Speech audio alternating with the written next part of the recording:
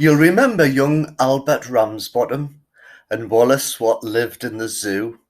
He nearly swallowed young Albert, along with the horse's head handle too. Well, Albert was feeling proper wound up, like clock with no hands on its face. And he weren't our happy in Blackpool, for it were a right miserable place. So he ups and he heads off to the station to catch a train eastbound, thought he. I'll take myself up to the Felon. I'll arrive just in time for me tea. So Albert, he boarded the carriage and settled himself down for the trip.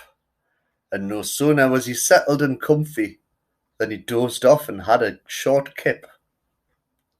Now train it did rattle and rumble, but Albert was dead to the world, and he dreamt of his summer vacation in Reckonton, or so I am told.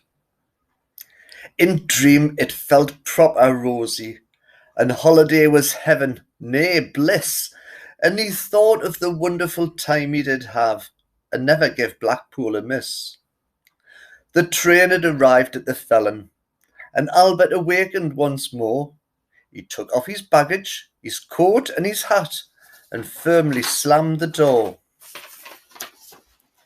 The sun it shone proper sunny. By gum, did Albert feel swell, till he got a good waft of the river. You bugger, did that river smell. So off up the hill strode young Albert.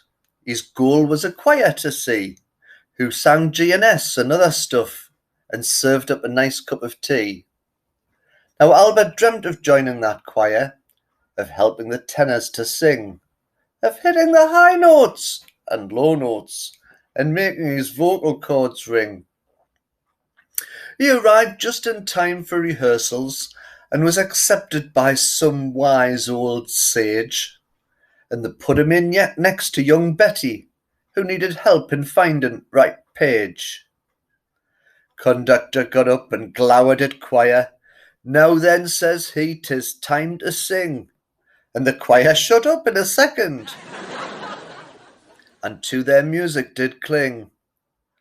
Nay, lads, nay, said the conductor, thou knows that we don't use the score, except for the new lad from Blackpool, who hasn't seen music afore. And so choir sang proper champion, the pirates, the coppers and all, and Albert enjoyed every minute.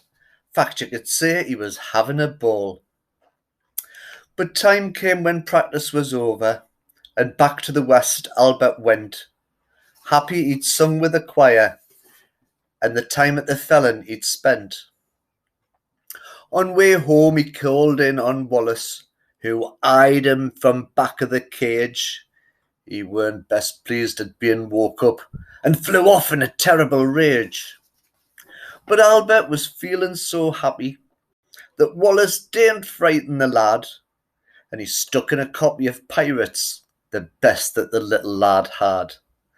This trick proved a champion answer, as Wallace devoured the sheet, and Albert went home quite happy.